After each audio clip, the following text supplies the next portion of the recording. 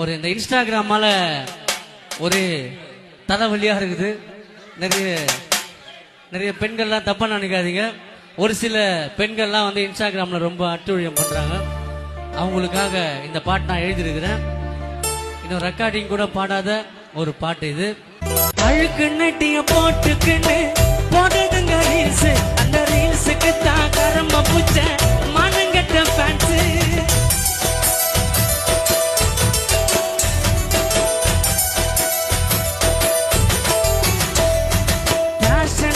போட்டுன்னு சுத்துரு கிழிஞ்சு போன ஜீன்ஸ்.